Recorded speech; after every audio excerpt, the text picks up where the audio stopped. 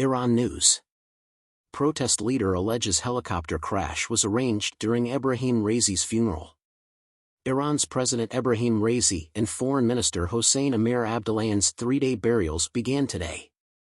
On Sunday night, a helicopter crash killed them returning from dam inauguration. Russia blames U.S. sanctions for helicopter disaster. Russian Foreign Minister Sergei Lavrov said American sanctions on Iran have degraded aviation safety, allowing Sunday's helicopter crash that killed President Raisi. The Americans disclaim this, but the truth is that other nations against which the U.S. issued sanctions do not obtain spare parts for American equipment, including aircraft, Lavrov said of the incident. We are talking about purposely damaging ordinary folks who utilize these automobiles, and non-supplied spare parts immediately reduce safety. Iranian media said that Mr. Raisi's U.S.-made Bell 212 helicopter crashed into a mountain peak, although the cause was unknown. The crash aircraft's provenance remained unknown. However, Iran bought many Bell helicopters under the Shah before the 1979 Islamic Revolution. Iran struggles to get components and upgrade its planes due to decades of sanctions. A helicopter crash on Monday killed Iranian President Ebrahim Raisi and the foreign minister amid Middle East tensions. The official's tragic demise lays extra investor worry on a region already in economic turmoil, with supply chain issues driving record-high metal prices this week. The president's death has provoked public sadness and unabashed joy in Iran, highlighting regional opinion divisions.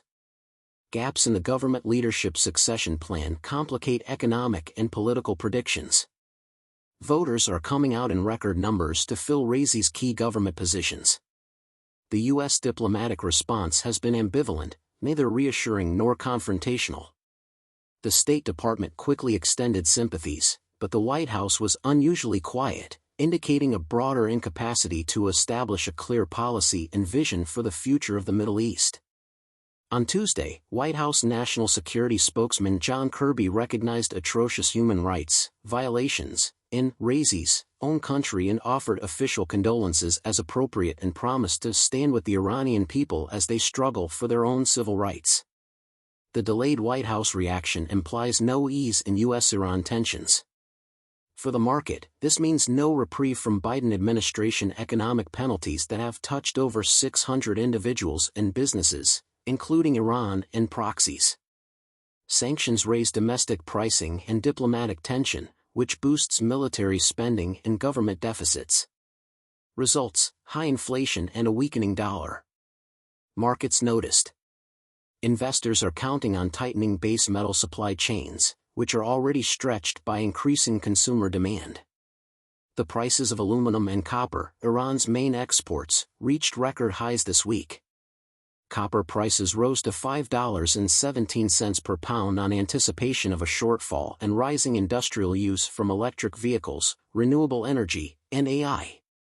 We, simply, are not producing enough copper, and yet, there are buyers everywhere right now for copper, Wells Fargo real asset strategy head John LaForge told the Morning Brief. His comments were before the accident, which might lower copper supplies depending on how soon the Iranian economy recovers. EV production and sales may increase due to Middle Eastern oil and gasoline security concerns, increasing demand for copper and rare earth metals. Iran is neither a significant gold exporter nor importer, but gold prices are touching new records this week as investors seek refuge in the safe haven commodity amid global economic instability. Even if Raisi's death was a rumor, Fed rate cuts drove gold prices to $2,450. Breaking records as markets again proved prescient. Last year, Peter Schiff stated that we will support any events involving Israel. Increased deficits and fiscal stimulus will lead to inflation and increased money printing. As investors projected worsening economic policies due to Middle East and Ukraine war, gold prices rose. All of this just accelerates the crisis now, Schiff said of the U.S. monetary reaction. High stakes, significant consequences.